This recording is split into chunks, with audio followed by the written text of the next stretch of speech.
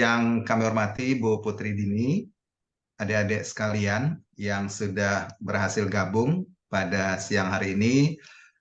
Syukur Alhamdulillah, marilah tidak henti-hentinya kita persembahkan kehadiran Allah Subhanahu wa Ta'ala, karena berkat rahmat, hidayah, serta karunia-Nya juga kita pada siang hari ini dipertemukan dalam keadaan sehat, dan mudah-mudahan pertemuan kita dari awal hingga akhir nanti diberkahi oleh Allah Subhanahu wa Ta'ala. Amin ya Rabbal Alamin. Tidak lupa salawat beserta salam selalu kita sampaikan kepada Nabi besar Muhammad Sallallahu Alaihi Wasallam dengan mengucapkan Allahumma sholli ala Muhammad wa ala ali Muhammad. Semoga nanti kita mendapatkan syafaat dari beliau di yaumil mahsyar. Amin ya Rabbal Alamin. Adik-adik sekalian, pada hari ini kita masuk ke pertemuan ketiga ya.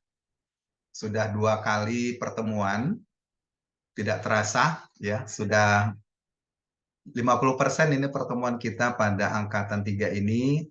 Jadi kita berharap pertemuan kita selanjutnya dapat berjalan dengan baik dan materi-materi yang sudah kita diskusikan dapat diresapi, kalaupun tidak hafal semua, dipahami lah paling tidak, sehingga nanti pada saat diulang-ulang, direfresh kembali, bisa ingat gitu ya.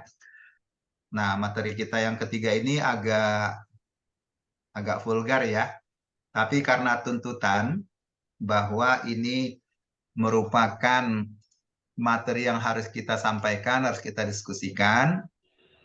Kemudian kita memang kuliahnya kuliah reproduksi ya. Jadi saya pikir nggak masalah ya kalau ada hal-hal yang agak apa nanti ya, karena kita belajar biasa.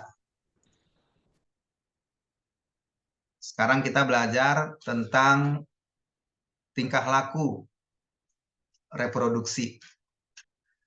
Ada yang tahu gambar sapi itu sedang mengapa? Sedang menaiki betina, Pak. Sedang menaiki betina. Jadi kuliah kita pada hari ini adalah mendiskusikan tentang tingkah laku reproduksi ternak.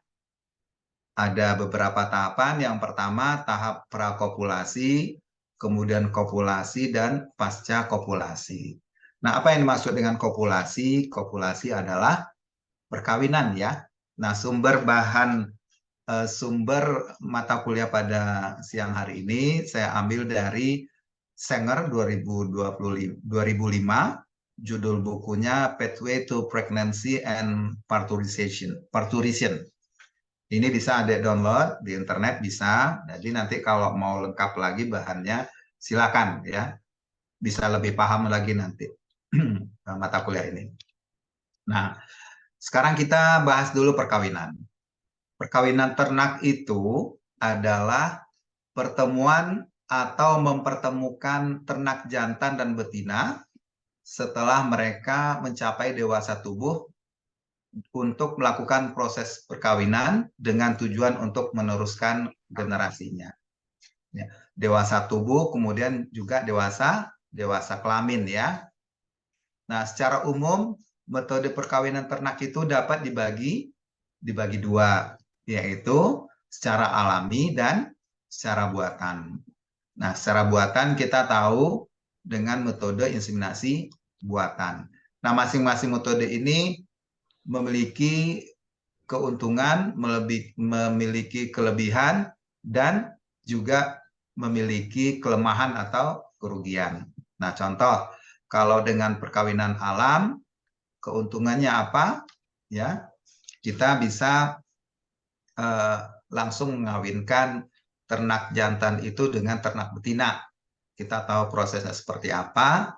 Kemudian pejantan ini akan mendeteksi birahi betina itu jauh lebih baik kalau kita mendeteksi sendiri ya. Jadi kemampuan pejantan untuk mendeteksi birahi betina ini jauh lebih baik dibandingkan dengan kita, ya, manusia. Nah, pejantan itu bisa mendeteksi betina yang birahi dalam keadaan birahi tenang atau disebut juga dengan istilah silent heat. Silent heat ini birahi yang tidak menunjukkan gejala. Nah, kan kemarin kita sudah bahas ya, gejala birahi itu yang tampak oleh mata kita, keluarnya lendir dari alat kelamin betina, kemudian berubah warna pada vulva, biasanya pucat, kemudian berubah warna menjadi agak kemerahan. Kemudian vulvanya sedikit membengkak dibandingkan pada kondisi yang tidak birahi. Lalu apa? Kalau kita raba, kita sentuh, suhu vulva itu atau alat kelamin betina itu sedikit lebih tinggi dibandingkan kondisi di luar birahi. Nah, jadi kalau ciri-ciri birahi itu tidak kelihatan oleh mata kita, tidak artinya tidak bisa terdeteksi oleh kita atau oleh peternak. Nah, justru jantan bisa, ya, secara alami dia bisa mendeteksi mana betina yang minta kawin, meskipun tidak kelihatan secara kasat mata oleh manusia. Nah, itu keuntungannya. Nah, tapi kerugiannya kalau pejantan ini tidak kita manage dengan baik, nah itu tadi, kalau dia terjadi inbreeding, maka pertumbuhan berat badan, anak yang dihasilkan, kemudian produksi susunya bisa mengalami penurunan, ya. Nah, kelemahan lainnya, kalau betina ini terkena penyakit menular, contoh brusellosis, nah kalau dikawini pejantan, kemudian setelah itu si pejantan yang telah tercemar oleh bakteri brucellosis ini mengawini betina lain, maka bakteri brucellosis itu bisa pindah ke betina-betina yang dikawini oleh si jantan tadi. Nah, itu salah satu kelemahannya. Kemudian kelemahan berikutnya, hasil dari perkawinan itu bisa diketahui setelah anaknya lahir. Jadi lama waktunya, 9 bulan lebih, ya. Barulah kita ketahui anak yang dilahirkan ini baik atau tidak.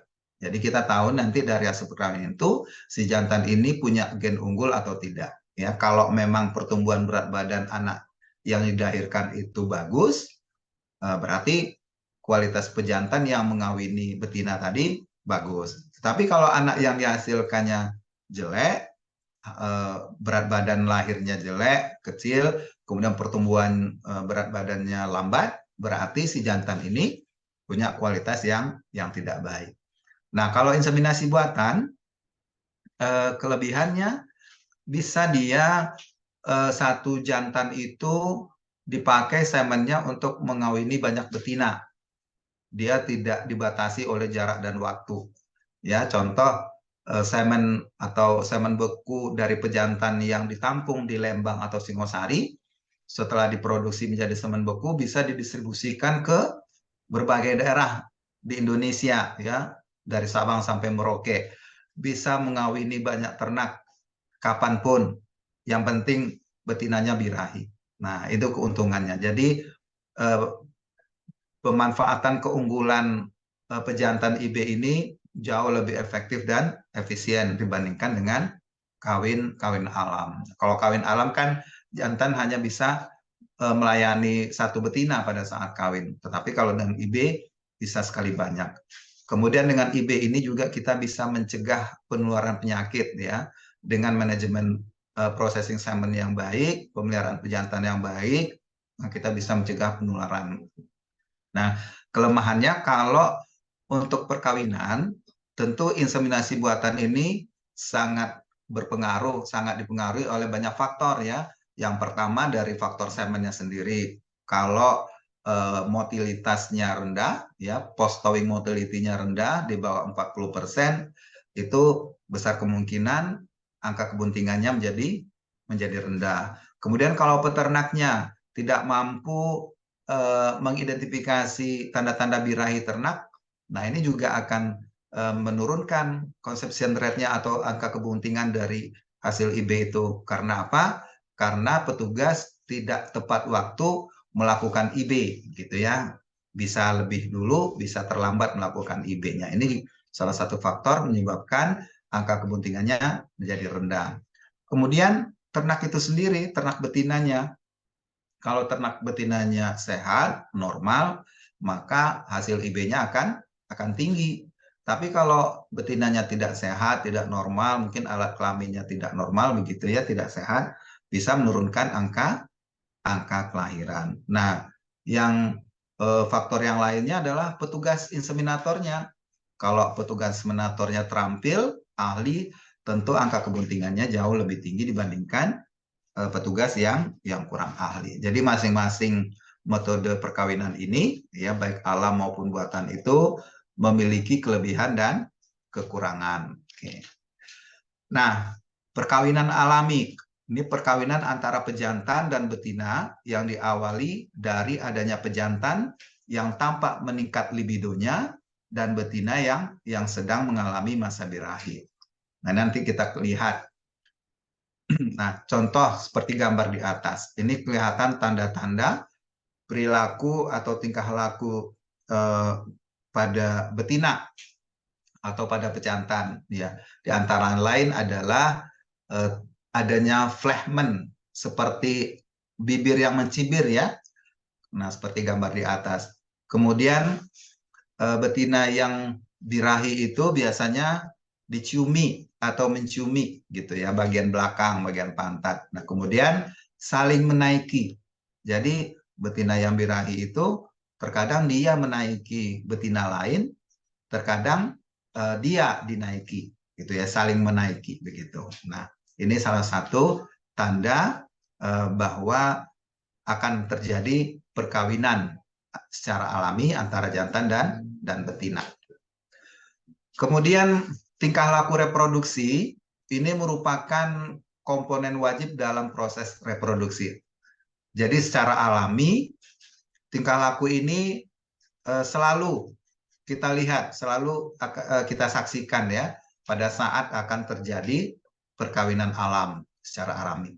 Jadi tingkah laku reproduksi ini lebih banyak pembahasannya nanti diskusinya pada saat ternak itu atau hewan itu melakukan perkawinan secara alami atau kawin alam. Nah, tingkah laku reproduksi pada jantan itu ada tiga, ya ada tiga tahapan. Yang pertama prakopulasi atau prekopulatori. Nah, ini adalah tahapan sebelum melakukan perkawinan. Jadi kopulasi itu perkawinan ya. Ada juga yang menuliskan dengan istilah coitus. Nah, itu sama. Kopulasi, coitus, perkawinan itu sama. Kemudian yang kedua, kopulasi atau kopulatori. Dan yang ketiga adalah pasca kopulasi atau post kopulatori. Nah, jadi prakopulasi sebelum perkawinan, kopulasi saat terjadinya perkawinan, yang ketiga adalah pasca kopulasi setelah terjadinya perkawinan. Jadi tiga hal inilah yang akan kita diskusikan dari awal hingga akhir nanti. Adik-adik sekalian, pada betina, penerimaan seksual itu hanya terjadi selama dia menunjukkan gejala estrus atau birahi. Nah, ini sudah kita bahas tadi ya, tanda-tanda birahi itu seperti apa. Nah, di luar periode itu, si betina itu tidak akan mau menerima si pejantan. Dan kalau dipaksakan, itu malah bisa berakibat fatal gitu ya. Bisa terjadi kecelakaan, kemudian bisa terjadi kerusakan pada alat kelamin jantan dan betina dan seterusnya. Kemudian pada jantan, perilaku reproduksi ini berpotensi terjadi kapan saja. Ya, jadi gairah seksual jantan ini melibatkan rangkaian peristiwa endokrin atau hormonal dan saraf yang mengakibatkan pada perubahan-perubahan tingkah laku. Pada perubahan tingkah laku, begitu juga perubahan-perubahan yang terjadi pada alat kelamin pejantan. Contohnya, dengan adanya rangsangan kawin, maka akan terjadi ereksi penis ya pada si pejantan. Kemudian perilaku menaiki betina atau istilahnya mounting. Lalu perilaku memasukkan penis ke saluran kelamin betina atau intromission, ya. Jadi istilah pemasukan penis itu kalau kita baca-baca buku textbook nanti ketemunya adalah intromission. Lalu yang terakhir adalah ejakulasi atau ejaculation. Nah, jadi dari awal itu karena ada rangsangan yang dari lingkungan kita, bisa dari mata, bisa dari sentuhan, nah masuk ke otak, kemudian terjadi rangkaian peristiwa endokrin dan saraf, mengakibatkan ereksi penis, kemudian menaiki betina, intromisi, dan ejakulasi. Lalu ereksi penis ini melibatkan peristiwa saraf dan biokimia ya yang berujung pada vasodilatasi penis. Nah, setelah penisnya ereksi, kemudian berejakulasi, lalu dia lemah kembali ya. Ejakulasi merupakan refleks yang diawali dengan rangsangan pada gland penis atau ujung penis dan diakhiri dengan keluarnya semen ya. Jadi ejakulasi itu adalah proses keluarnya semen dari penis. Nah, ini refleks dari rangsangan pada ujung penis atau gland penis. Kemudian perilaku reproduksi ini merupakan salah satu dorongan terkuat ya di dunia hewan, dan dorongan ini biasanya mengalahkan dorongan-dorongan yang lain. Contoh makan gitu ya, kemudian untuk istirahat dan tidur. Jadi kalau si pejantan mendeteksi adanya betina yang birahi, nah itu meskipun dia lapar, meskipun dia lelah ya atau mengantuk mau tidur, dia tetap akan mencari sumber-sumber tanda-tanda itu ya. Dia akan mencari betinanya. Dan ini merupakan dorongan kuat ya di dunia hewan. Nah, dia bisa mengalahkan tuh makan, istirahat dan tidur. Begitu tingkah lakunya. Jadi tujuan tingkah laku reproduksi ini adalah untuk meningkatkan peluang kopulasi dan dengan demikian meningkatkan kemungkinan pertemuan sperma dan telur. Jadi kalau si jantan yang diam-diam saja, nah kalau ketemu atau dia mendeteksi ada betina birahi, nah itu terjadilah perubahan tingkah laku otomatis dari si jantan ya. Yang awalnya tenang-tenang saja karena ada yang merayu-rayu ya. Kalau betina birahi ini kan dia merayu agar si pejantan ini mendekat. Terkadang si betina ini yang mencari-cari si pejantan. Nah, karena rayuan betina ini menyebabkan si jantannya terangsang, terstimulasi untuk melakukan perkawinan. Nah, perkawinan itu tadi adalah pre-kopulasi, kopulasi, dan pasca kopulasi. Dan tujuan akhir dari kopulasi tentu diharapkan adanya kehamilan, ya. Ada fertilisasi, bertemunya sperma dan sel telur, terjadi fertilisasi, kemudian implantasi zigot di uterus, ya, membentuk embrio, kemudian berkembang terus menjadi fetus, dan diakhiri oleh proses kelahiran. Jadi tujuan akhir dari kopulasi itu adalah untuk menghasilkan keturunan atau menghasilkan anak. Nah, peristiwa spesifik yang terjadi selama tahap kopulasi ini, ya, tahap-tahapan prakopulasi, tahap kopulasi atau pasca kopulasi disajikan pada gambar berikut. Nah, ini adalah tahapan tingkah laku reproduksi jantan dan peristiwa spesifik di setiap tahapan. Ada tiga tahapan ya. Yang pertama prakopulasi, yang di atas, kotak di atas, kemudian kotak yang di tengah pada saat kopulasi, yang di bawah adalah pasca kopulasi. Nah, apa saja tahapannya? Tahapan sebelum terjadi kopulasi itu adalah pencarian untuk pasangan seksual. Jadi kalau betinanya birahi, dia akan mencari jantan.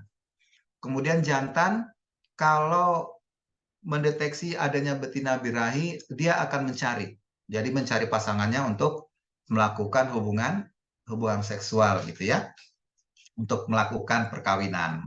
Nah, setelah ketemu sudah dapat, dia akan bercumbu. Ya, bercumbu itu bisa saling senggol menyenggol, bisa saling sentuh menyentuh, mencium ya. Kalau si jantan itu akan mencium bagian belakang dari betina. Nah, setelah bercumbu ini maka akan meningkatkan gairah seksual pada si pejantan, ya. Nah, itu akibat godaan dari siapa, Adik-adik? Yang menggoda? Dari betina, Pak. Dari betina ya. Oke. Pak, dari betina. Iya Pak, dari Nah, betinanya Pak. dari betinanya. Nah, jadi sebetulnya jantan itu diam-diam aja. Nah, gara-gara betina inilah makanya dia terangsang mendekati dan melakukan perkawinan. Jadi kalau kita bawa ke kita, jadi laki-laki itu sebetulnya tenang-tenang aja kalau melihat ada yang menarik, ada yang apa namanya merayu, nah secara otomatis ya sifat kelaki-lakiannya itu akan muncul, tumbuh gitu ya. Nah, setelah bercumbu ini gairah seksualnya meningkat menyebabkan adanya rangsangan saraf dan hormonal pada si jantan menyebabkan terjadinya ereksi pada penis. Nah, setelah penis ereksi, lalu penis ini mulai keluar, ya, mulai kelihatan gland penisnya. Nah, ya belum keluar total, baru sebagian dari penisnya, ujung penisnya, ya, belum semua penisnya. Nah, ini dari pencarian pasangan seksual sampai pengeluaran penis itu disebut dengan tahapan prakopulasi. Ya, tahapan prakopulasi, tahapan pertama. Kemudian berikutnya, tahapan kedua adalah tahapan kopulasi, perkawinan. Nah, setelah penisnya keluar, lalu pejantan ini akan menaiki betina yang birahi. Setelah menaiki, lalu si jantan akan memasukkan penisnya ke alat kelamin betina atau kita kenal dengan istilah intromission ya. Nah, secara alami pejantan akan memasukkan penisnya. Kemudian dia akan ejakulasi. Ada satu hentakan disebut juga dengan stat begitu ya. Ada hentakan itu menandakan bahwa penis ini sudah berejakulasi. Apa tadi ejakulasi? Adalah proses keluarnya semen ya dari alat kelamin jantan ke alat kelamin ke betina. Masih ingat di mana dideposisikan semennya pada saat perkawinan alam? Ada yang bisa jawab? Pada perkawinan alam, semen itu dideposisikan di bagian mana? Johani masih ingat? Oh. Pada perkawinan alam ya, Pak? Ya, di mana deposisi semen pada saat perkawinan alam? Perkawinan alam itu bukannya langsung ya, Pak ya? Antara jantan menaiki si betinanya, Pak. Ya, betul. Jantan menaiki betina. Nah, di mana semennya dideposisikan? Kan udah dinaiki nih, pejantannya udah menaiki betina, lalu penisnya sudah dimasukkan ke alat kelamin betina, lalu semennya diejakulasikan. Nah, di bagian alat kelamin betina yang mana semen itu dideposisikan atau ditempatkan? Ayatullah, bisa jawab?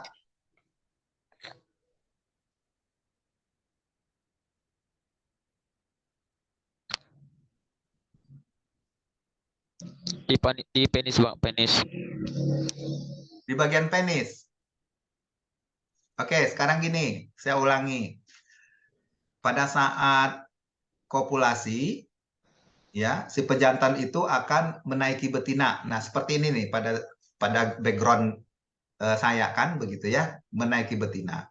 Lalu tahapan berikutnya, pejantan yang menaiki betina ini akan memasukkan penisnya ke alat kelamin betina. Alat kelamin betina itu masih ingat apa aja? Mubarok ingat alat kelamin betina? Open mic-nya, buka mic-nya dulu.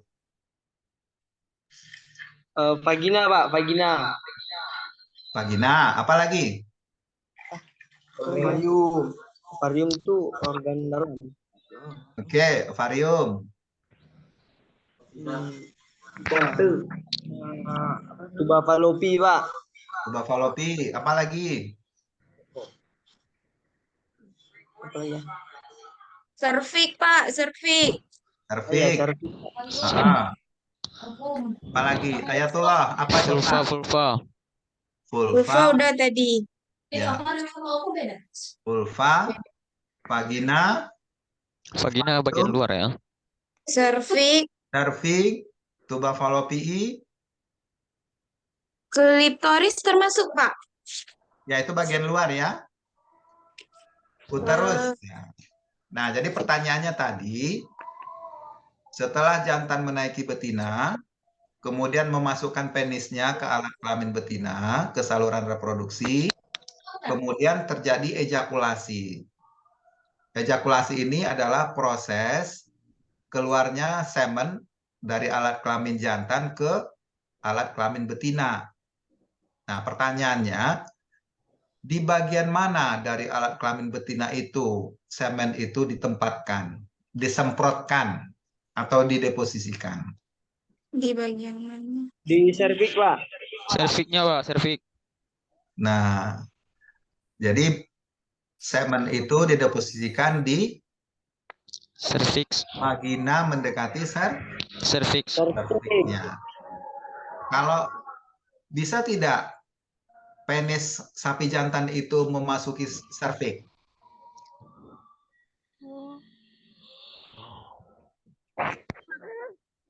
Bisa nggak? Ingat nggak gambar alat kelamin betinanya? Lupa ya? Nah, Tapi bisa ya.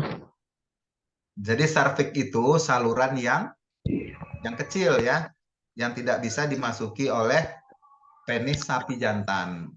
Jadi semen itu dideposisikan di vagina dekat Vagina.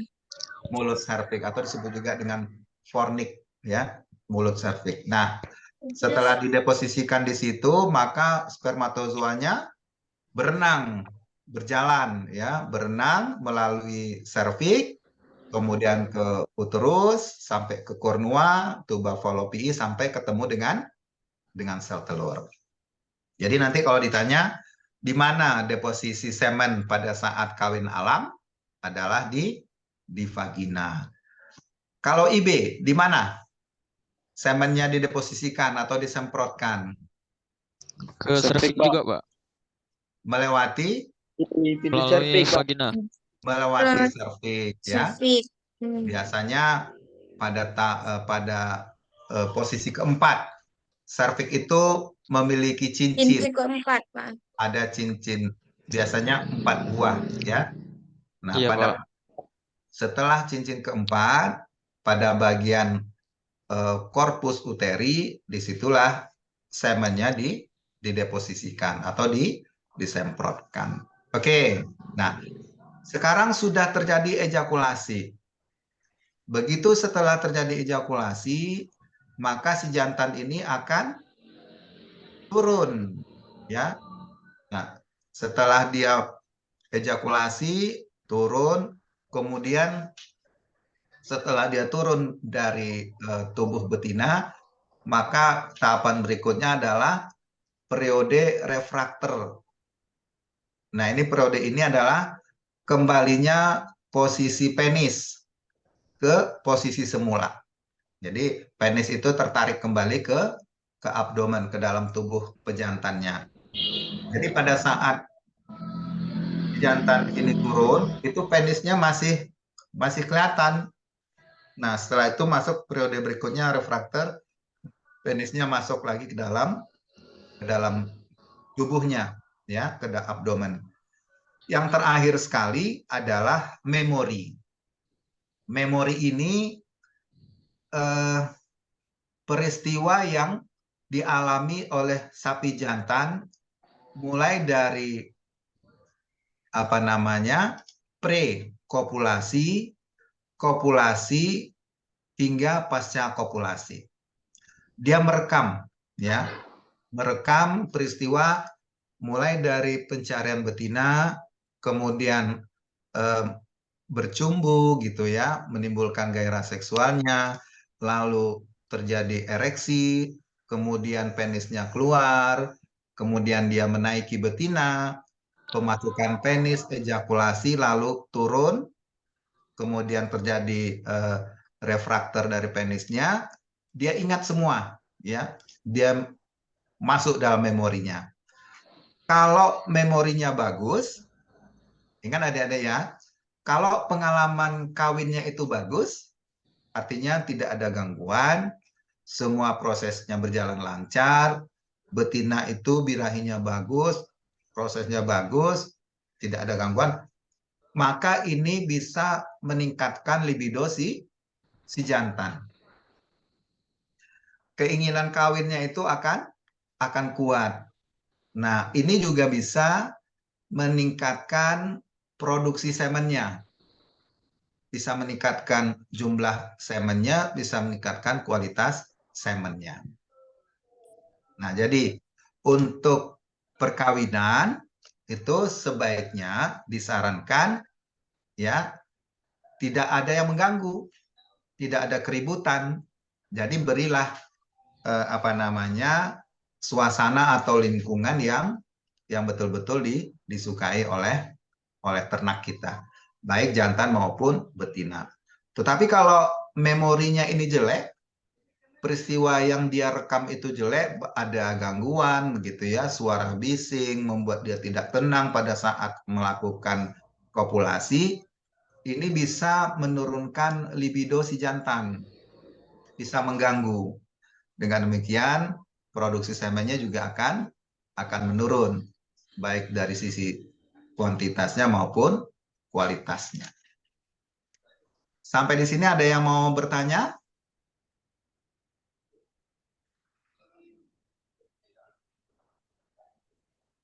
Paham? Bapak, apakah lingkungan mempengaruhi, Pak? Ya, Ketika melakukan perkawinan. betul. Ya, lingkungan itu sangat berpengaruh.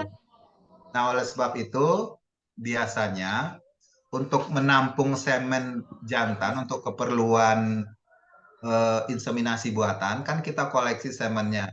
Biasanya dilakukan di pagi hari. Kalau suhunya sudah meningkat, panas, biasanya si jantan ini enggan untuk melakukan perkawinan ya. Jadi lingkungan itu baik dari matanya, dari penciumannya, dari perabaannya itu berpengaruh. Nah, di sini nih pengaruhnya.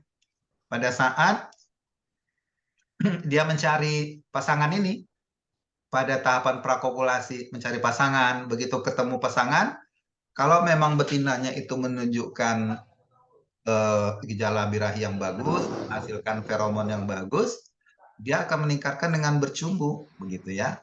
Nah, ini termasuk kondisi lingkungan yang disebabkan oleh si betina. Yang lain, selain Dede ada yang mau tanya? Juprijal? Paham? Soal kawin-mengawin? Paham, Pak? Paham ya? Ya, Pak. Nah, harus diingat nih, harus bisa menjelaskan ya 3 tahapan tingkah laku reproduksi pada ternak jantan ya. Oke, kita lanjut.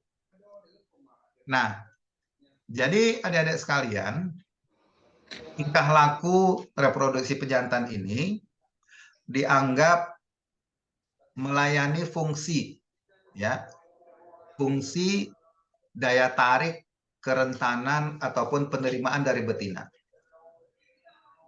Jadi ini termasuk lingkungan juga.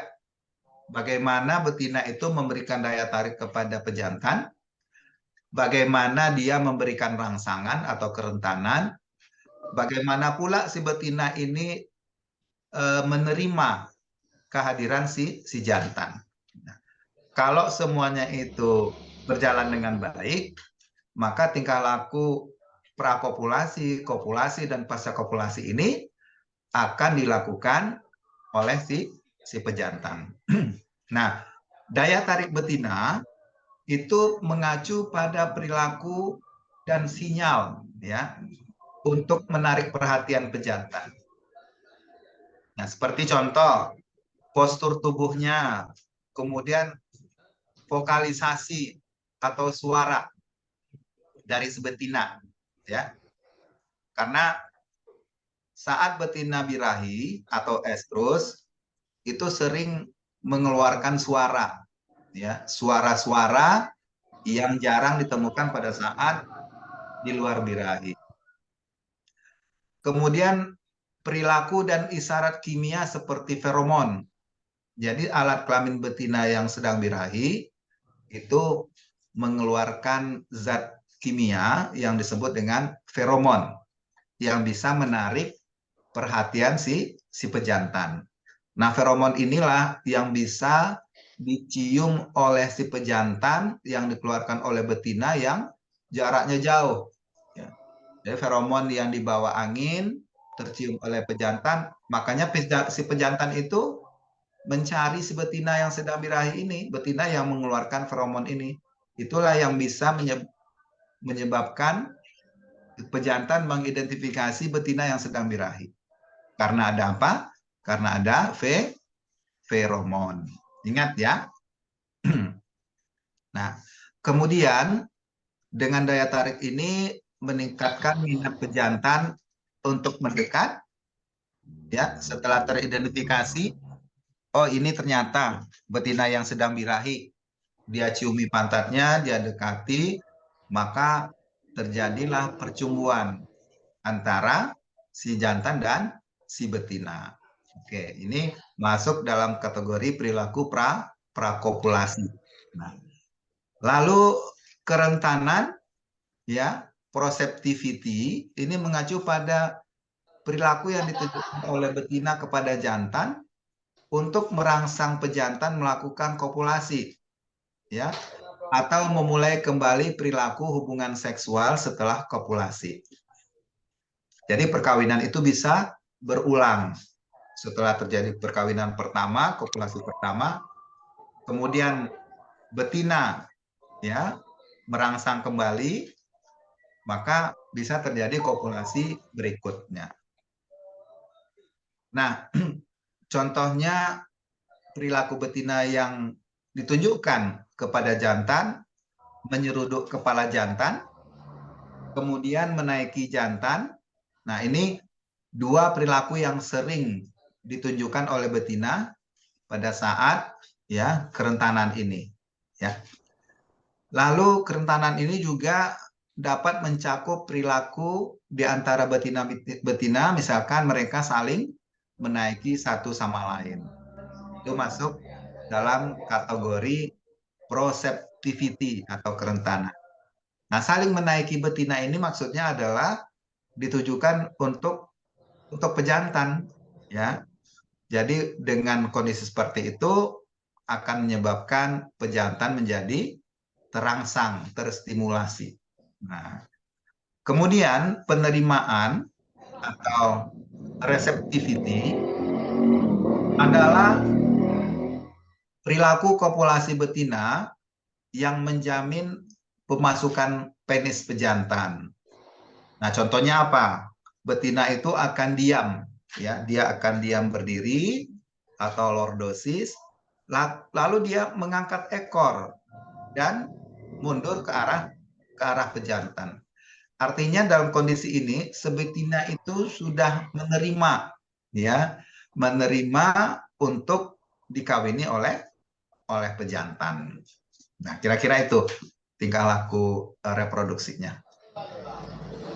Jadi adik-adik sekalian, aktivitas reproduksi betina pasca pubertas hanya terjadi saat estrus. Ya, sekali lagi, aktivitas reproduksi itu akan terjadi pada saat estrus. Kalau dia tidak estrus, maka hal-hal yang kita diskusikan di awal itu tidak terjadi. Periode penerimaan seksual yang singkat ini membatasi perilaku prakopulasi pada sebagian besar betina. Nah, jadi masa-masa estrus, mulai dari proestrus, estrus itu sangat singkat ya, tidak lama. Nah, ini akan berpengaruh pada perilaku betinanya. Nah, sebaliknya, jantan itu mampu memulai perilaku reproduksi kapan saja setelah dia memasuki puber. Nah, asal ada betina yang memberikan rangsangan, ya, karena betina itu birahi, maka dia akan bisa melakukan identifikasi dan melakukan populasi. Jadi inisiasi perilaku bercumbu umumnya berada di bawah pengaruh betina. Kalau tidak ada betina yang birahi, maka perilaku bercumbu ini tidak akan dilakukan oleh si jantan. Ya, dia akan mengirimkan sinyal halus atau terkadang sinyal kuat ke pejantan untuk mengawali perilaku bercumbu. Nah, faktor seperti sinyal feromon, kemudian suara, vokalisasi, lalu peningkatan aktivitas fisik, ya. Betina yang sedang birahi itu sering berjalan-jalan kemana-mana begitu ya, tidak tenang. Kemudian terjadi perubahan postur tubuhnya. Nah, ini adalah sinyal yang diberikan betina untuk memulai perilaku bercumbu yang lebih intens kepada jantan. Jadi jantan dengan adanya sinyal feromon dan tanda-tanda itu akan mendekati si betina untuk bercumbu. Nah, selain itu, ada hipotesis bahwa interaksi sesama betina atau istilahnya proseptivitas yang meningkat dapat bermanfaat sebagai sinyal untuk memulai perilaku bercumbu antara jantan dan betina. Jadi ini hasil penelitian. Kalau ada betina yang tidak seperti biasanya, ribut, mengeluarkan suara-suara, suka berputar-putar di dalam kandang, seolah-olah mencari-cari sesuatu, ini merupakan pertanda bahwa perilaku bercumbu antara jantan dan betina sudah bisa dilaksanakan. Jadi secara umum pasca pubertas bagi jantan, ya, dia selalu mencari sinyal yang dikirimkan oleh betina untuk menunjukkan perilaku bahwa betina itu siap untuk kawin ya atau kopulasi. Nah, dalam mengidentifikasi pasangan seksual tadi ya pada tahapan prakopulasi dibutuhkan indera penciuman untuk mencium feromon yang dihasilkan oleh betina, kemudian penglihatan, melihat kondisi betinanya yang tidak tenang begitu ya, hilir mudik, kemudian pendengaran, mendengar vokalisasi atau suara-suara yang dikeluarkan oleh betina, lalu setelah mendekat ada indera peraba atau saling bersentuhan. Nah, inilah pada tahapan prakopulasi. Nah, jadi adik-adik sekalian, betina yang birahi itu seperti tadi ya suka bergerak kemana-mana, ini diteliti oleh para peneliti.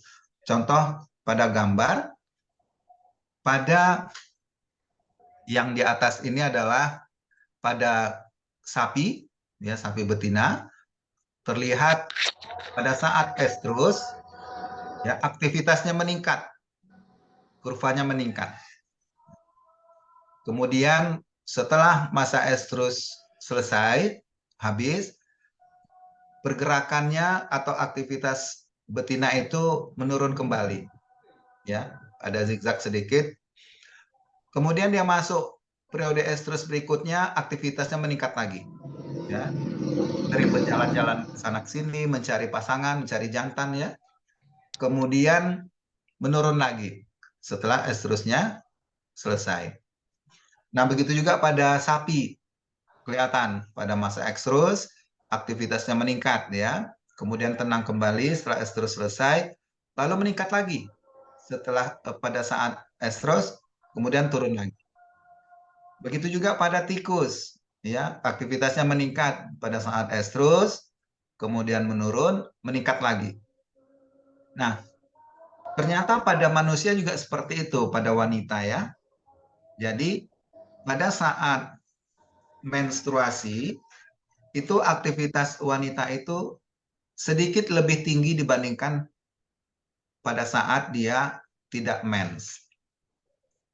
Kemudian pada saat ovulasi, aktivitasnya ini jauh lebih tinggi dibandingkan pada saat dia tidak mens. Begitu dia masuk periode mens lagi, meningkat lagi. Nah, jadi ini ada hasil penelitian yang menunjukkan aktivitas baik betina pada hewan maupun pada wanita, pada manusia itu meningkat. Nah, salah satu alat yang digunakan untuk melihat peningkatan aktivitas fisik betina yang sedang birahi itu adalah dengan menggunakan pedometer. Jadi pedometer ini adalah alat yang memantau, kemudian mengukur langkah-langkah hewan, dan saat ini banyak digunakan di perusahaan-perusahaan susu komersial, ya, yang jumlah sapinya tentu banyak begitu ya, sehingga sangat memudahkan. Kalau pedometernya menunjukkan grafik yang meningkat, itu bisa diduga ternak tersebut sedang dalam keadaan birahi. Oke, ada yang mau bertanya?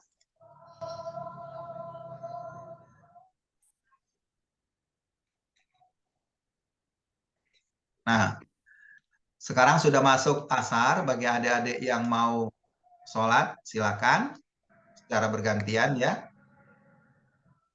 Oke, ada yang bertanya sampai di sini?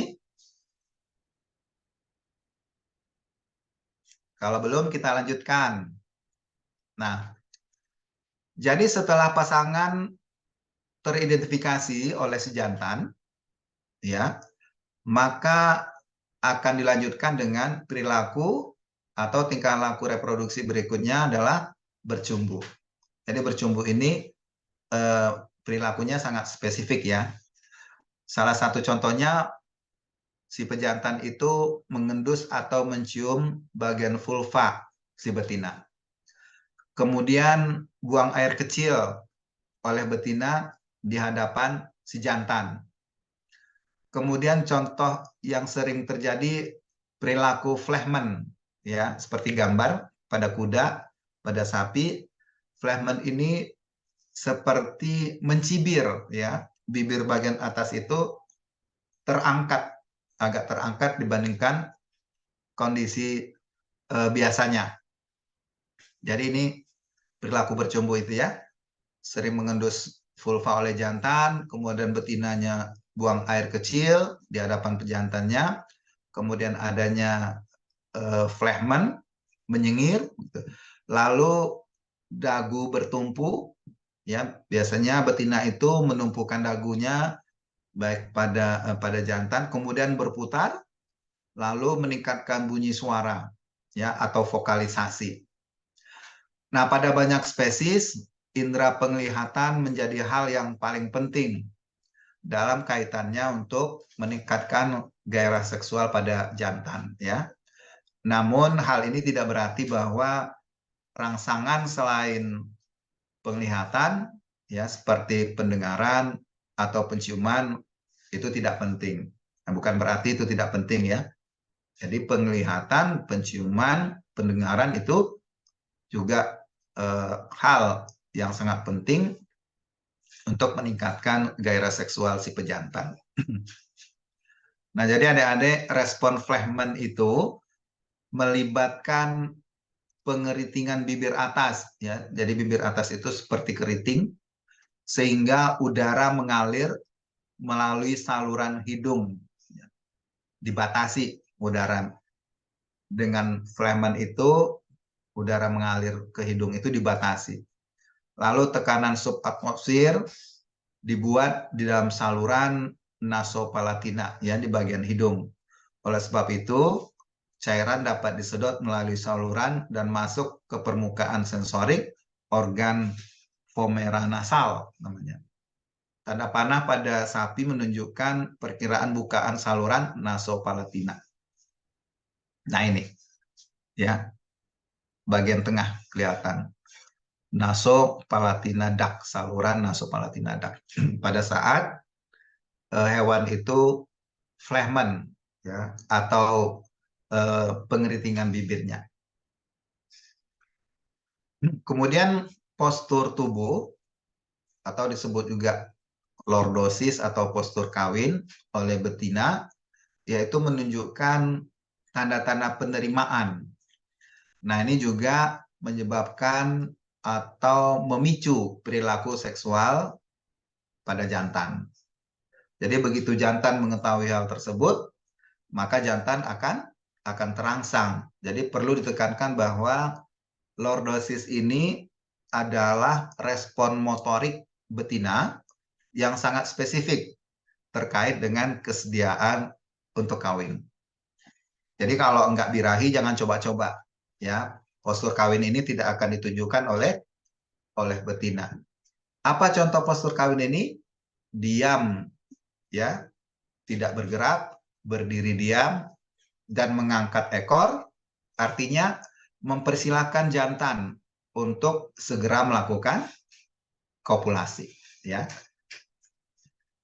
Lalu setelah si jantan ini terangsang, terpapar rangsangan, maka berdampak pada ereksi dan penonjolan penis, ya. Jadi setelah terangsang, si pejantannya ereksi dan penisnya menonjol keluar. Nah, peristiwa motorik ini dikendalikan oleh sistem saraf pusat. Mekanisme penonjolan penis dan ereksi akan dibahas pada berikutnya, ya. Jadi perilaku khas selama pencarian, bercumbu, dan gairah seksual kita akan lihat pada tabel berikut ini, tabel 11.1. Oke, ini adalah perilaku khas, ya, pada hewan selama pencarian atau identifikasi, kemudian saat pacaran atau bercumbu, begitu ya, dan penyempurnaan oleh betina dan jantan, ya, pada binatang domestik atau ternak domestik. Nah, ini belum ditranslate, belum diganti pria dan wanitanya, ya. Maksudnya betina dan jantan pada hewan domestik yang sudah didomestifikasi. Spesies sapi betina.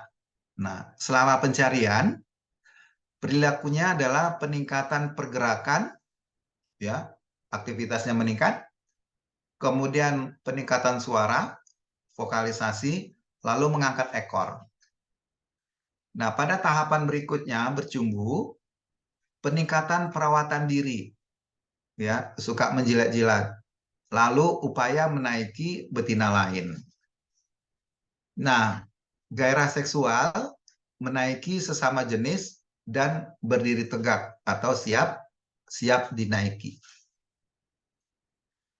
Kemudian pada kuda betina, selama pencarian juga akan terjadi peningkatan pergerakan atau aktivitas, juga akan mengangkat ekor. Nah, pada saat bercumbu, yang betina membuang air, ya, sikap buang air kecil di depan pejantan. Kemudian pada gairah seksual mempersembahkan bagian belakangnya kepada jantan, ya. Kemudian paparan klitoris dengan eversi labial, kontraksi pulsatil labia.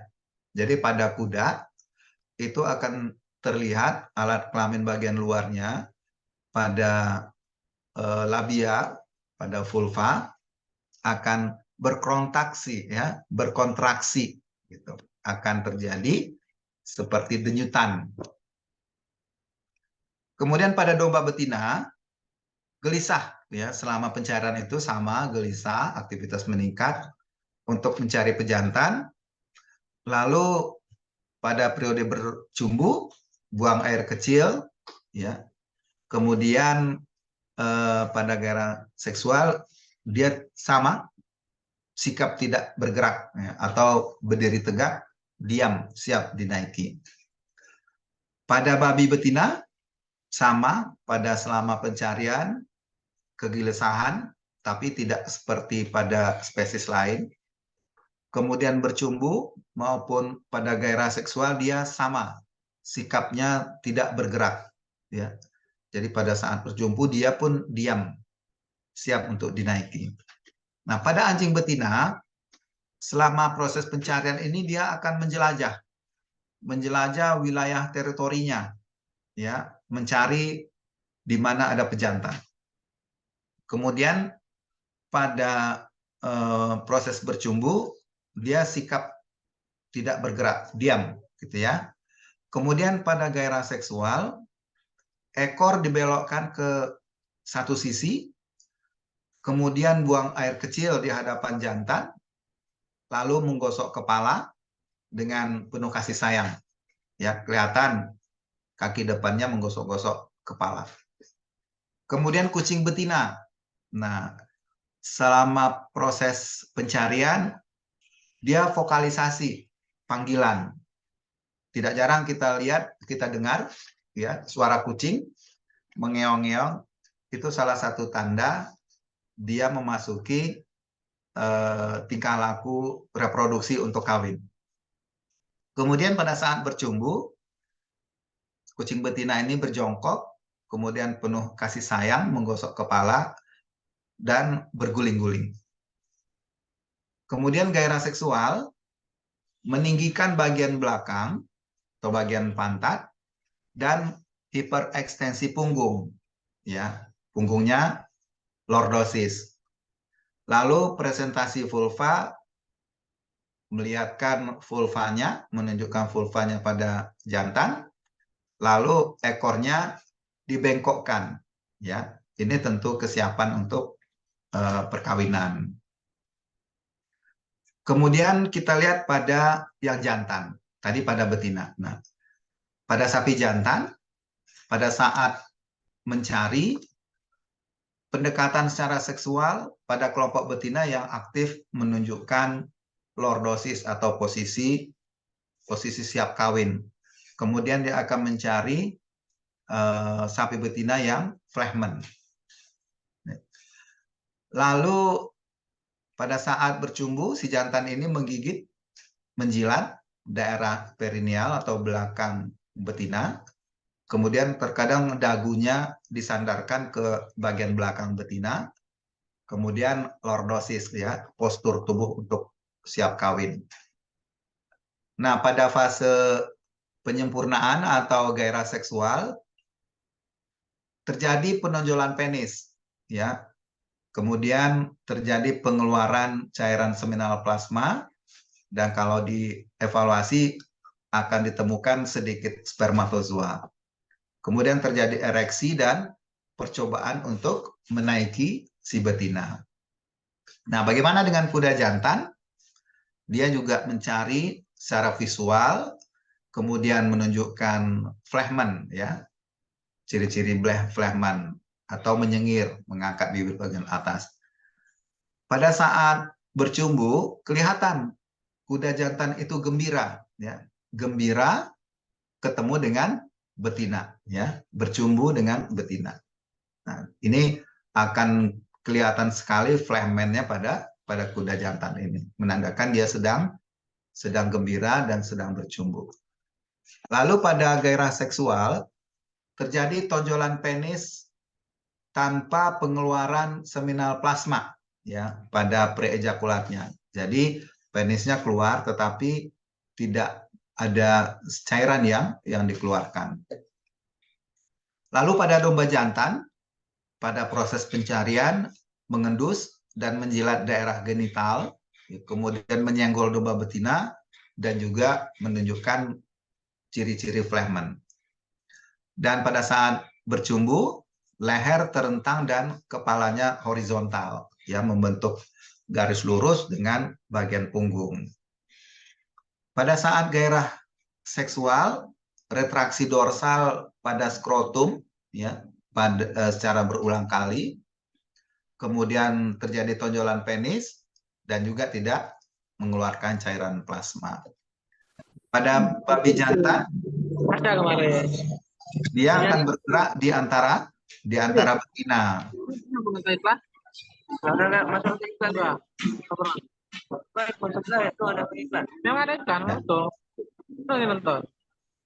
Tidak terbaru saya kemarin. Wow. Peniklah.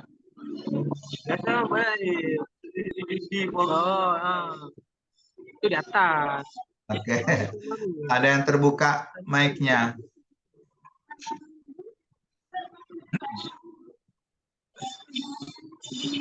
Saya minta udah senang gimana? Iya. Laspi. Ya. Ya, Bi. Mana ada?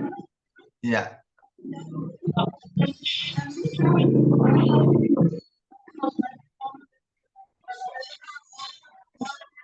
Gimana Kahfi? Cuma masuk aja ya. Jadi tanya soal tadi 10 soal, betul 5 soalnya. Bisa dibantu Bu Putri? Kok matiin mic ah? Ya, di mute dulu mikrofonnya. Kemarin.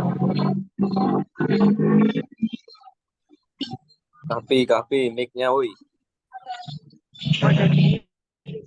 Dia lagi tidak sadar. Oke, kita lanjut ya. Nah, sampai di mana tadi? Pada babi ya. Babi jantan, dia akan bergerak di antara betina. Kemudian pada proses bercumbu, dia akan menggigit. Ya, penggilingan gigi ini maksudnya menggigit gigi seperti gimana ya istilahnya, menggeraman gitu ya. Kan ada menggigit, mengadu gigi atas dengan gigi bawah begitu sehingga dia berbunyi. Lalu akan kelihatan mulutnya berbusa. Nah, pada gairah seksual atau penyempurnaan terjadi tonjolan penis seperti spesies lain, kemudian ada dorongan panggul seperti akan melakukan intromisi, lalu dia akan melakukan mencoba-coba untuk menaiki betina. Nah, pada anjing jantan dia akan berkeliaran ya, sama seperti yang betina, dia akan berkeliaran sejauh ya wilayah kekuasaannya atau teritorialnya. Nah, biasanya anjing jantan ini kalau untuk menandai wilayah teritorialnya itu dia akan mengencingi ya benda-benda yang digunakan sebagai penanda. Jadi di mana-mana dia akan mengencingi mungkin pohon atau sesuatu yang bisa dijadikan sebagai tanda. Itu adalah menandakan wilayah kekuasaan. Lalu pada saat bercumbu, dia akan mengendus, menjilati vulva betina. Nah, pada gairah seksual, ereksi pada penis, kemudian terjadi penonjolan penis, dan menaiki betina. Begitu juga pada kucing jantan, dia akan berkeliaran, ya, mencari betina yang birahi. Lalu dia akan menggigit betina pada bagian punggung, ya, seperti sedang berkelahi. Ya, sering kita perhatikan kalau kucing kawin itu suka teriak-teriak, ya. Nah, lalu pada gairah seksual dia akan menaiki betina. Nah, inilah perilaku khas selama identifikasi, ya, pada prakopulasi. Nah, setelah rangsangan seksual meningkat, ya, gairah seksualnya meningkat, lalu terjadi intromisi. Ya. Jadi dia kan tadi sudah menaiki betina, mencoba-coba menaiki betina. Nah, setelah rangsangan seksualnya meningkat, lalu akan terjadi intromisi, pemasukan penis ke saluran reproduksi betina dan akan dilanjutkan dengan ejakulasi, ya. Ejakulasi, pengeluaran semen ke saluran reproduksi betina. Nah, secara umum mamalia dapat diklasifikasikan sebagai kopulator panjang dan kopulator pendek. Apa maksudnya kopulator panjang? Kopulator panjang adalah durasi kopulasi yang cukup lama.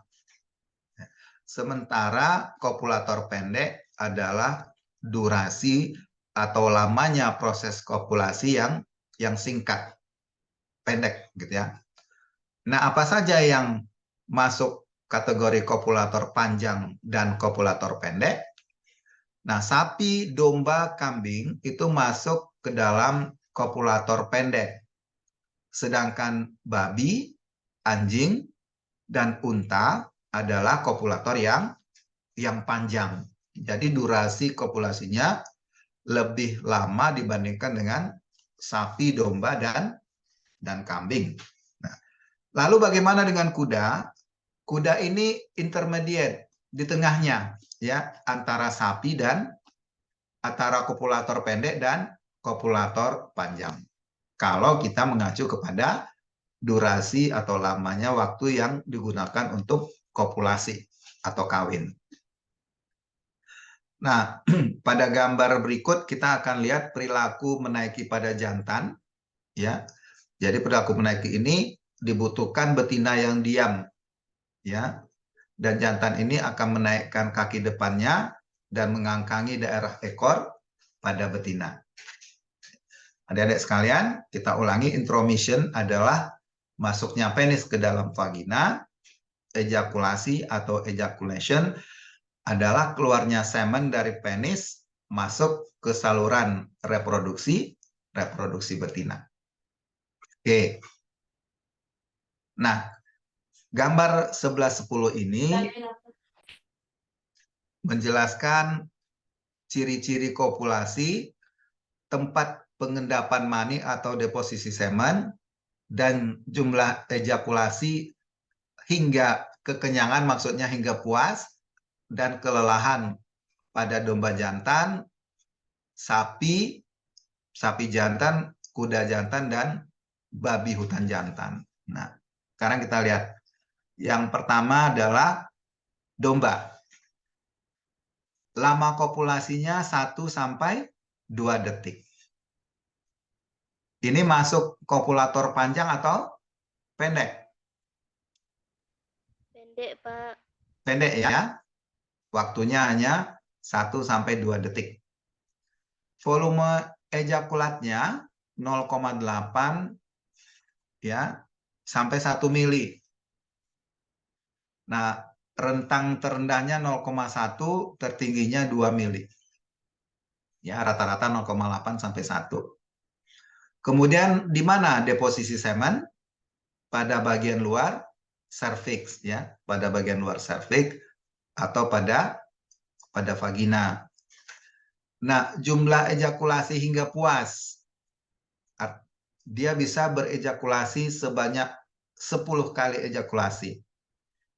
Baru dia puas.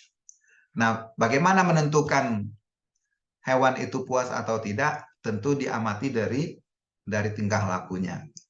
Nah, kalau dia begitu selesai ejakulasi, kemudian dipisahkan dengan betina, lalu didekatkan lagi, masih mau kopulasi, setelah selesai, dijauhkan lagi, didekatkan lagi, sampai dia tidak mau lagi dilakukan melakukan kopulasi. Nah, jumlah ejakulasi hingga kelelahan. Nah, 30 sampai 40 kali ejakulasi. Barulah si jantan ini merasa lelah, ya. Coba bayangkan. Sampai 40 kali ejakulasi. Kemudian sapi. Lama kopulasinya 1 sampai 3 detik. Ini juga masuk kopulator yang pendek. Volume ejakulatnya rata-rata 3 sampai 5 mili. rentangnya setengah sampai 12 mili.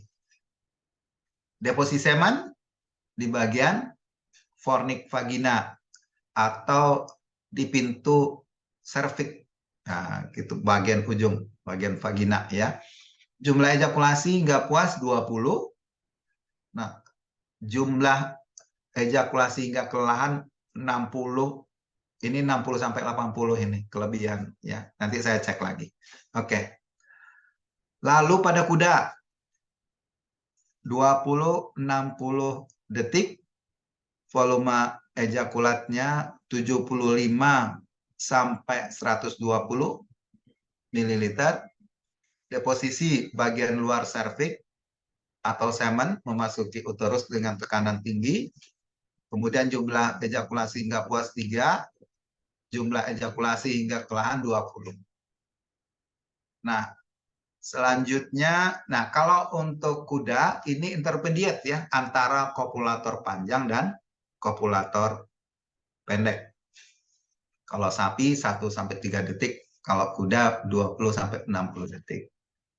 Lalu babi ini masuk kopulator yang panjang, lama durasi kopulasinya 5-20 menit. Volume ejakulatnya juga banyak, 200-250 ml, di mana dideposisikan di bagian serviks dan uterus. Ternyata penis dari babi ini bisa melewati serviks, ya, dia berbentuk seperti spiral.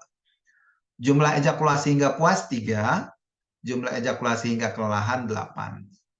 Nah, ini ciri-ciri ya, lama kopulasi, volume ejakulat, deposisi semen dan seterusnya.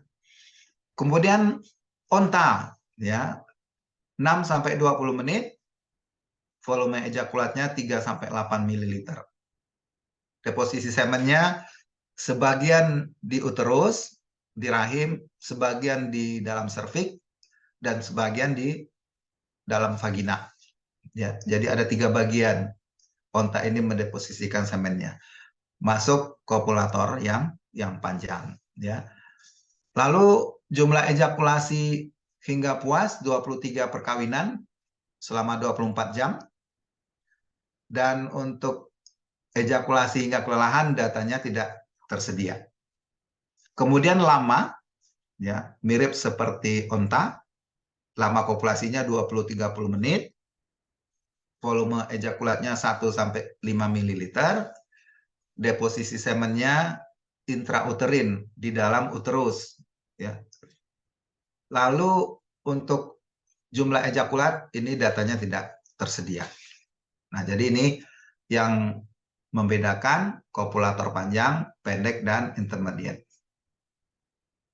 Oke, sampai di sini ada yang mau ditanyakan? Silakan adik-adik.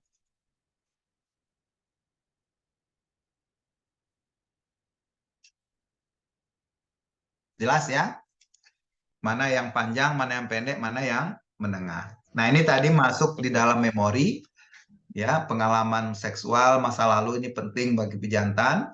Kalau pengalamannya negatif, maka akan menyebabkan berkurangnya keinginan jantan untuk melayani betina. Jadi hati-hati pada saat kita mengawinkan ternak, harus dilihat kondisi lingkungannya. Jangan sampai ada kondisi-kondisi yang menyebabkan si pejantan ini trauma untuk kawin. Nah, tapi kalau dia punya memori pengalaman yang baik selama perkawinan, maka dia akan bersemangat, antusias untuk melayani banyak betina.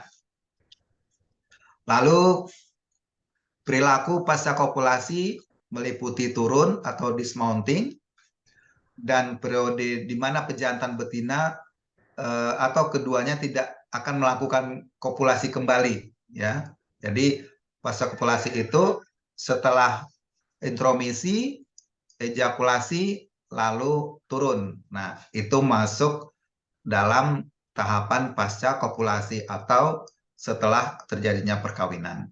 Nah, kemudian dia akan refraktori, penisnya akan masuk kembali ya ke dalam tubuh, lalu kembali memori ini ya. Yang penting ada memori positif maupun negatif. Memori ini nanti mengakhiri tahapan ketiga dari tingkah laku reproduksi pada ternak jantan gitu ya. Nah, Kalau jadi Pak izin bertanya Pak, ya silakan. jikalau misalnya si jantan itu memiliki memori yang negatif, berarti apa akibatnya ke depannya Pak? Baik, Apakah dia performanya akan berkurang gitu pada semennya ya, nanti apabila terjadi perkawinan kembali? oke, baik. Nah, ada pertanyaan dari Faisal. Kalau pada saat terjadinya eh, kopulasi katakan atau prakopulasi atau pasca kopulasi tercatat oleh otak ternak jantan ini memori yang negatif, yang kurang menyenangkan. Bagaimana dampak ke depan? Nah, dampak ke depannya adalah akan mengurangi keinginan kawin untuk melayani betina. Karena trauma ya, dia mencatat bahwa ternyata perkawinan itu adalah suatu hal yang tidak menyenangkan. Sehingga dia enggan untuk melayani betina. Nah, kalaupun dia melayani betina, kualitas kopulasi, kualitas ejakulasi yang dia berikan juga berkurang dibandingkan dengan yang normal. Artinya intromisinya juga kurang kuat, ejakulasinya juga kurang menghasilkan semen yang baik, semen yang dihasilkan juga kualitasnya kurang dibandingkan yang punya pengalaman atau memori yang positif. Jadi dampak negatifnya itu. Oleh sebab itu sangat dianjurkan pada saat mengawinkan ternak, lingkungan tempat perkawinan itu harus disiapkan sebaik mungkin, ya, jauh dari kebisingan, kemudian suhunya sebaiknya pada saat pagi hari atau sore hari, ya, jauh dari suhu panas, jauh dari kandang yang sempit, ya, kemudian jauhkan dari ternak-ternak yang bisa mengganggu. Kira-kira begitu, Faisal ya? Baik Pak. Ya. Ada lagi yang lain? Cukup? Nah, oke. Baik, jadi ini adalah pengaruh ya beberapa treatment atau percobaan dari steroid, hormon steroid terhadap tingkah laku reproduksi ya. Nah, ini kalau misalkan ternak betina ya, anak ternak betina ini diinjeksi dengan estrogen atau estradiol, dia akan menurunkan tingkah laku estrus. Nah, ini dari hasil penelitian. Kalau fetus betina diberi estradiol atau estrogen, maka akan mengakibatkan penurunan tingkah laku birahinya. Ditambah, dia akan menunjukkan tingkah laku seperti jantan. Ya. Kemudian kalau fetus betina disuntik testosteron, dia akan menurunkan tingkah laku birahi dan dia juga akan menunjukkan tingkah laku seperti jantan. Jadi kelihatan dari hasil penelitian ini, fetus betina kalau diinjeksi dengan estrogen maupun testosteron, maka dia akan berakibat menurunkan tingkah laku estrus dan akan memunculkan tingkah laku seperti pejantan. Lalu pada fetus jantan, kalau diberi estrogen atau progesteron, ini tidak berdampak ya. Jadi tingkah lakunya normal seperti pejantan. Begitu juga kalau anak jantan atau fetus jantan ini diberi testosteron, ini juga tidak berdampak negatif seperti tingkah laku pejantan yang normal. Nah, jadi ternyata dari hasil penelitian orang, bagi fetus jantan mau diberi estrogen atau progesteron ataupun testosteron ternyata tidak ada dampaknya. Nah, ini tentu secara hormonal ya, diberikan sebelum ternak itu lahir atau prenatal. Kemudian bagaimana kalau ternak itu setelah lahir? Nah, kalau betina ternyata tidak menunjukkan gejala birahi. Lalu betina ditambah dengan estrogen akan menunjukkan gejala birahi. Ya. Jadi betina yang diamati tidak menunjukkan gejala birahi, kalau diberi estrogen dia akan menunjukkan gejala birahi. Ya. Lalu betina yang tidak menunjukkan gejala birahi diberi progesteron dan estrogen, maka dia akan menunjukkan gejala birahi yang maksimum. Artinya ciri-ciri birahinya bagus. Kemudian dicoba lagi pada betina yang tidak menunjukkan gejala birahi diberi testosteron. Ternyata dia menunjukkan tingkah laku reproduksinya seperti jantan, ya. Nah, pada jantan yang mengalami penurunan tingkah laku seksual, jika diberi testosteron, maka tingkah laku seksual jantannya akan kembali seperti normal. Tapi begitu juga dengan pejantan yang diberikan estrogen juga akan menunjukkan tingkah laku seksualnya kembali, ya.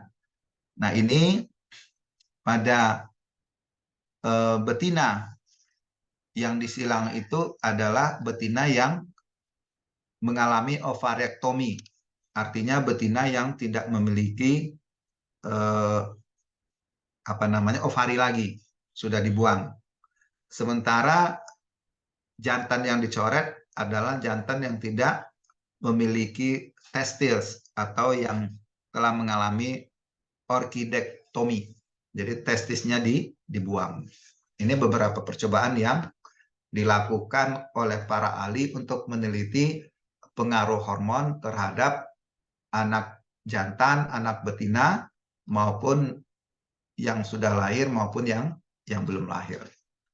Nah, ini nanti bermanfaat untuk melakukan pengobatan pada ternak-ternak yang mengalami gangguan reproduksi. Nah, kita lanjutkan. Ternyata perilaku reproduksi itu dikendalikan oleh sistem saraf pusat. Nah, seperti ini. Seperti gambar 11.4. Nanti kita lihat gambarnya. Perilaku reproduksi dapat terjadi hanya jika neuron yang berada di hipotalamus peka untuk merespon sinyal sensorik. Nah, kepekaan ini tentu dari lingkungan, ya. Ada rangsangan lingkungan. Testosteron pada jantan akan diaromatisasi atau dirubah menjadi estradiol di otak, dan estradiol meningkatkan perilaku reproduksi. Nah, untuk diingat, testosteron diproduksi dalam episode kecil setiap 4 hingga 6 jam. Jadi, tahapan pembentukan produksi progesteron itu setiap 4 hingga 6 jam. Setelah diproduksi, 4-6 jam kemudian diproduksi lagi. 4-6 jam kemudian diproduksi lagi. Jadi testosteron itu pada jantan yang normal selalu dalam kondisi tersedia. Nah, oleh sebab itu, kalau ada betina yang estrus, maka dengan kondisi testosteron yang tersedia ini, si jantan langsung siap melayani betina untuk kawin, ya. Karena sekali 4-6 jam testosteron ini terus diproduksi oleh tubuhnya di testisnya. Nah, oleh karena itu persediaan testosteron ini relatif konstan, dan demikian juga estradiol atau estrogen ke hipotalamus jantan. Nah, hal ini memungkinkan pejantan untuk memulai perilaku reproduksi kapan saja. Asal ada rangsangan, dia siap untuk melayani betina. Nah, sebaliknya, pada betina, kadar estradiol atau estrogen itu hanya ada atau tinggi pada fase folikuler, ya, pada fase di mana betina itu menunjukkan gejala estrus. Nah, ini bedanya antara jantan dan betina. Ya, saya ulangi, pada jantan testosteron itu selalu tersedia di dalam darah karena diproduksi setiap 4-6 jam sekali. Tapi estrogen pada betina itu hanya ada atau hanya tinggi pada saat betina itu sedang birahi. Karena testosteron itu selalu ada pada jantan, maka setiap saat dia bisa mengawini betina. Tetapi karena estrogen itu hanya ada pada saat betina itu estrus, oleh sebab itu betina hanya mau dikawini oleh pejantan hanya pada saat dia estrus. Ya, itu bedanya antara jantan dan betina. Nah, ini yang saya sebut tadi, ada rangsangan baik dari penciuman, kemudian dari pendengaran, dari penglihatan, atau dari sentuhan, ya, indera peraba, ini akan menyampaikan sinyal-sinyal ini ke hipotalamusnya. Ya.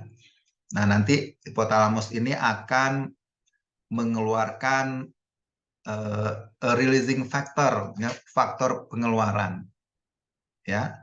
Nah, ini nanti yang menyebabkan rangsangan pada jantan, ya, untuk memasuki tahapan-tahapan dari tingkah laku reproduksi itu, baik prakopulasi, kemudian kopulasi maupun pasca kopulasi.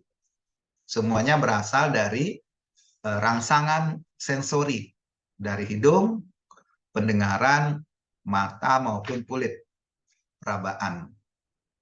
Oke, ini menjelaskan dari proses yang ada di gambar ini sudah kita bahas ya dari awal, ini lebih detailnya lagi. Kemudian ini menjelaskan bahwa sistem penciuman pada jantan ya seperti merespon adanya feromon yang dihasilkan oleh betina, ini yang memicu terjadinya tingkah laku reproduksi pada si jantan. Jadi feromon itu adalah zat yang mudah menguap, yang disekresikan atau dilepaskan keluar tubuh oleh betina dan dirasakan oleh sistem penciuman dan atau diaktifkan oleh organ vomeronasal pada hidung si jantan. Pelepasan feromon dapat menyebabkan perilaku spesifik bagi si penerima. Ya.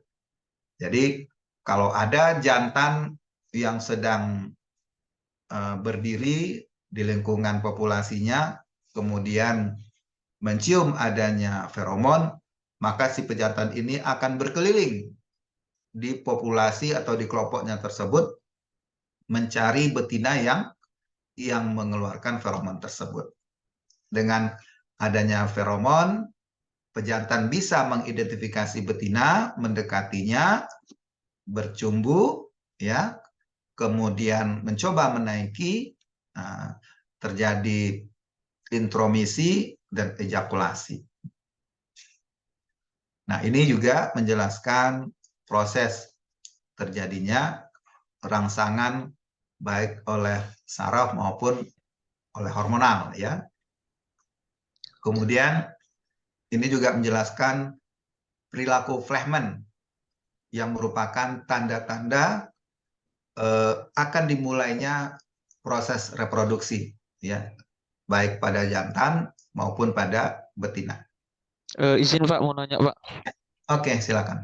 Itu tadi kan si betina ini kan akan mengeluarkan feromon seperti penguapan yang dikeluarkan itu bukan untuk mengikat si jantan Ya. bahwa dia ingin kawin. Itu kira-kira ada nggak waktu atau batas-batasnya pengeluaran feromon yang dikeluarkan oleh si betina itu? Oke. Jadi umumnya feromon itu akan diproduksi betina pada saat fase folikuler atau pada saat si betina ini estrus, ya.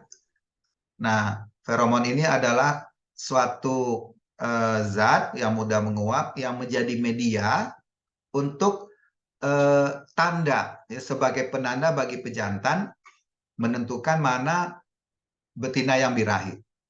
Nah, jadi kalau dia tidak birahi, dia tidak akan bisa mengenal adanya feromon itu karena tidak dihasilkan oleh si betina. Gitu. Jadi pada saat estrus, betina akan menghasilkan feromon itu. Gitu, Faisal. Itu ada jangka waktunya nggak, Pak? Kira-kira, Pak? Atau selama dia estrus Ya, zat selama tersebut estrus. tetap keluar gitu? Ya, selama estrus. Begitu dia sudah tidak estrus lagi, feromon itu juga tidak dihasilkan lagi. Baik, Pak. Oke, jadi itu sebagai komunikasi ya, semacam komunikasi antara jantan dan betina bahwa dengan adanya feromon tersebut, si betina mengundang si jantan untuk melakukan perkawinan. Ya. Yang lain ada?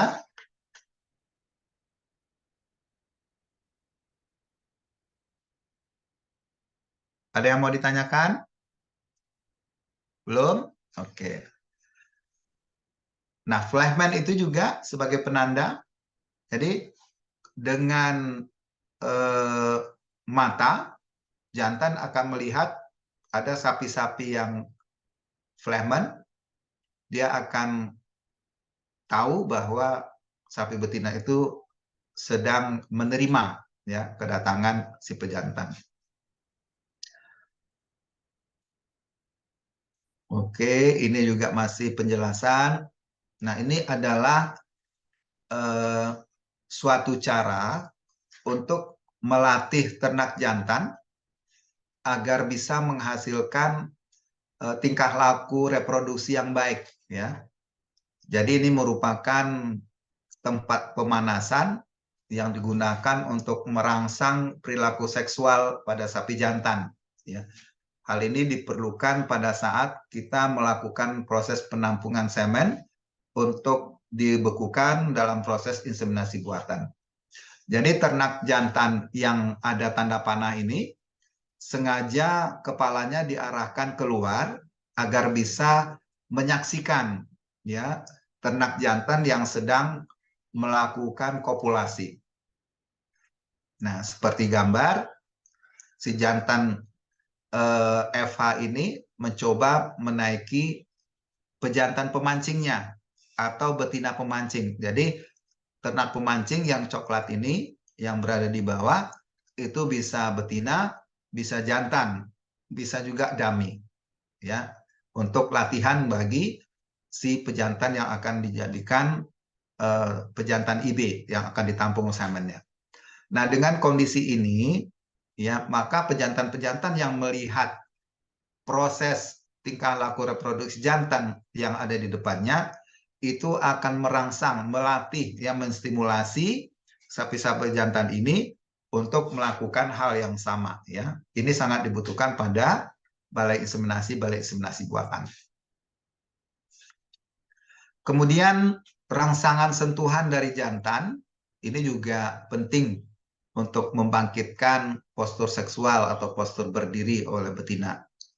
Misalnya menggigit leher dan bagian layu pada kuda, ya, bagian leher kuda, kemudian menggigit leher betina oleh jantan, ini juga melakukan pada kucing, juga kita lihat, ya, selain pada kuda, juga berlaku pada kucing, kemudian menggosok panggul pada alat kelamin kuda, baik yang dilakukan oleh kuda jantan maupun oleh pawang.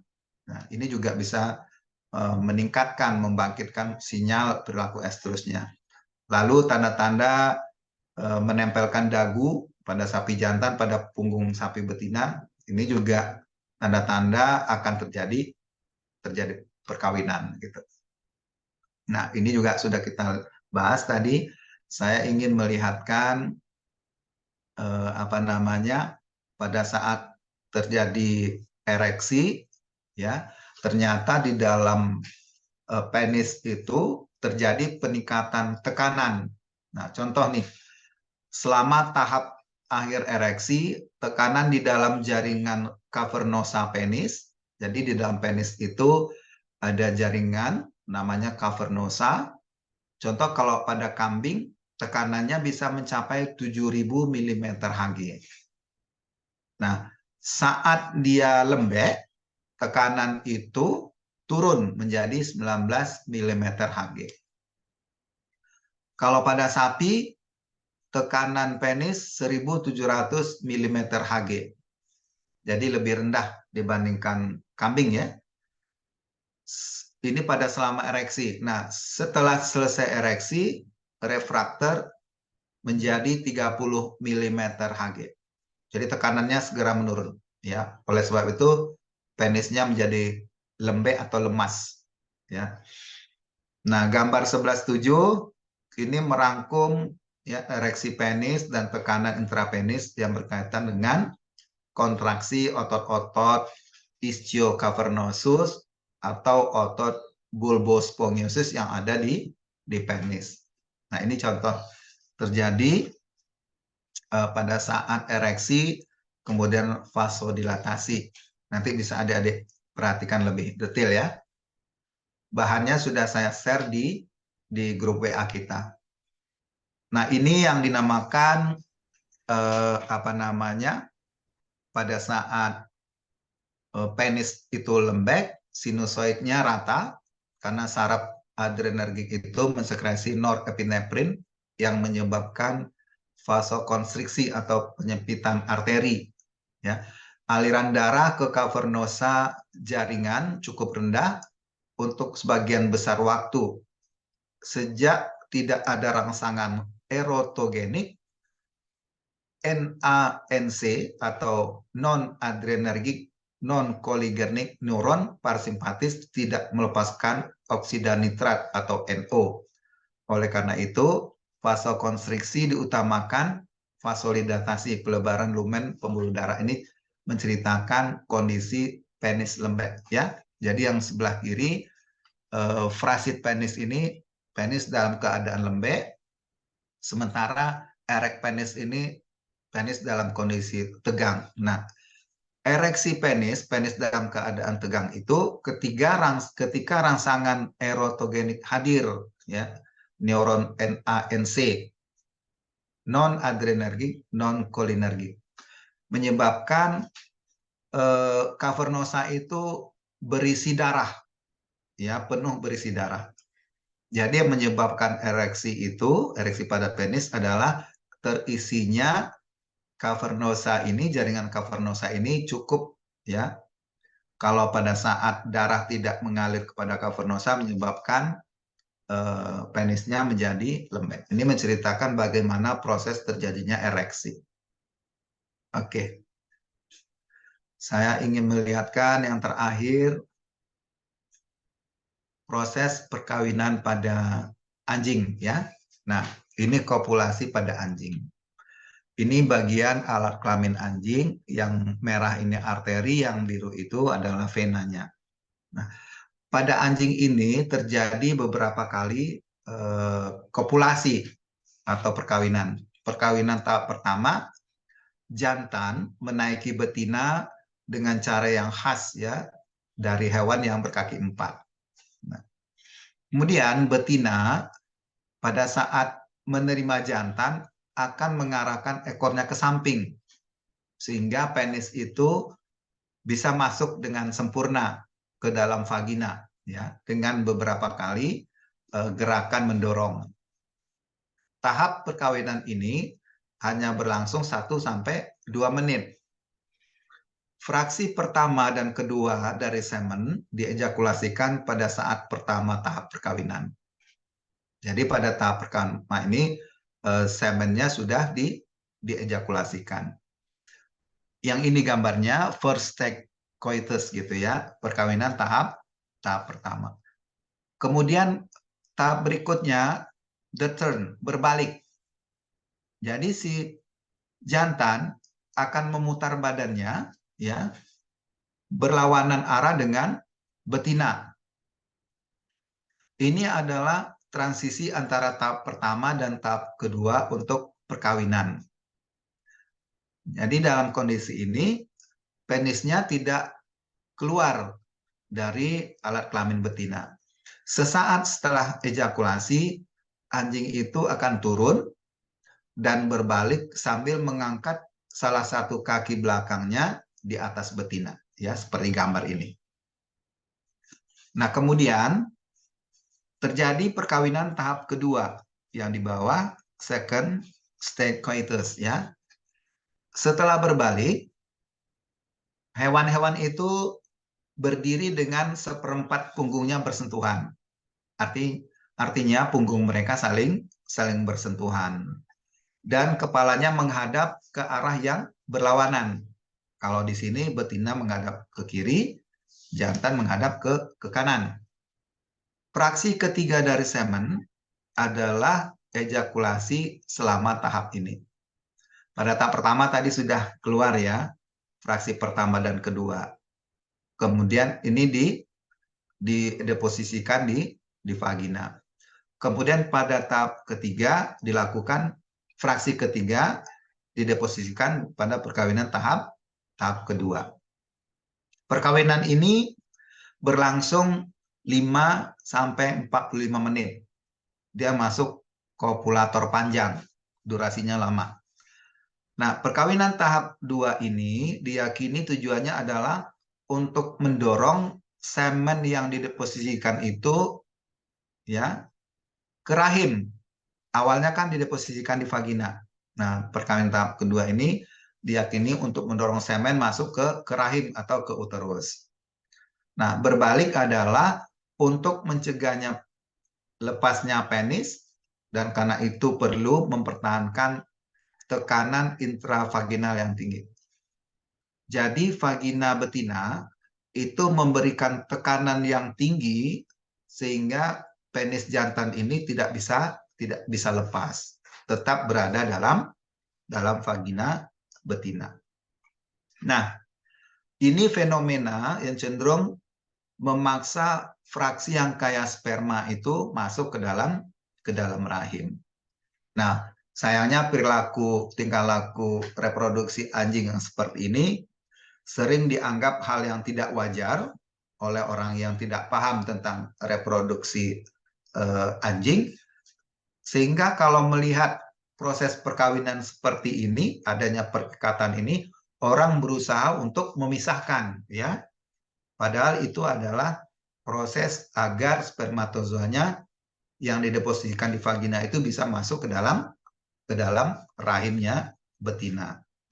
Nah, kondisi ini juga bisa menyebabkan hal yang negatif baik pada jantan maupun pada betina, sehingga untuk kesuburan, untuk keinginan kawin, maka hewan-hewan ini akan memiliki memori yang jelek, yang negatif, dan bisa berakibat menurunkan angka kesuburannya. Nah, inilah proses perkawinan yang terjadi pada anjing, yang saya yakin kita semua yang hadir di Zoom ini pernah menyaksikan ini. Jadi kira-kira prosesnya seperti itu. Kenapa terjadi perlekatan? Ternyata tujuannya adalah agar semen yang dideposisikan pada tahapan pertama perkawinan yang dimasukkan ke vagina itu bisa didorong masuk ke uterus, ke rahim. Ya, ke rahimnya. Nah, jadi jantan dan betina itu akan tetap terikat karena bulbus glandis penis, ya, setelah belokan pada penis itu tetap terisi penuh dengan darah, ya. Selama darah itu ada, maka perikatan itu akan tetap terjadi. Ditambah lagi kontraksi-kontraksi, ya. Kontraksi otot di dekat pangkal penis ini mencegah aliran darah dari vena, ya. Mencegah aliran darah vena dari bulbus glandis, sehingga darahnya tetap tertahan di penisnya. Kemudian terjadi juga otot sphincter vulva menyempit, sehingga nanti dia menekan vena dorsal penis dan mencegah darah untuk keluar dari penis gitu.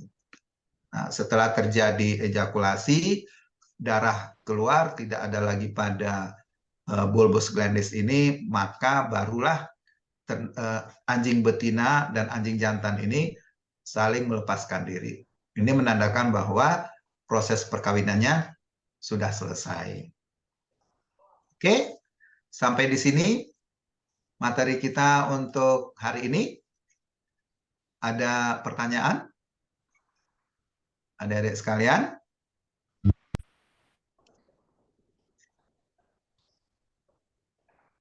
Silakan kalau masih ada yang masih ragu. Baik Pak, saya kira ya sudah selesai. Nanti kami akan pelajari lagi, ulang-ulang kembali. Oke, ya. Eh, tentu saja materi ini tidak bisa langsung bisa kita tangkap dengan Betul sempurna. Pak. Jadi kalau bisa nanti diulang-ulang lagi, siapa tahu ada hal-hal yang perlu dipertanyakan, boleh pada pertemuan berikutnya kita diskusikan kembali. Yang Baik penting Pak, siap Pak. adik-adik bisa memahami ini dan bisa bermanfaat ya untuk adik-adik sekalian, baik nanti pada saat mengikuti ujian ataupun pada di dunia kerja nanti. Jadi kita dengan memberikan informasi-informasi seperti ini, ya bisa melakukan treatment-treatment berdasarkan tingkah laku reproduksi pada masing-masing hewan, ya baik itu ternak domestik ataupun hewan-hewan lainnya seperti kuda, kucing, anjing, babi dan seterusnya. Baik, kalau tidak ada yang mau didiskusikan, kita cukupkan sampai di sini. Saya mohon maaf, saya tutup. Wabillahi taufiq wal hidayah. Wassalamualaikum warahmatullahi wabarakatuh. Waalaikumsalam warahmatullahi wabarakatuh.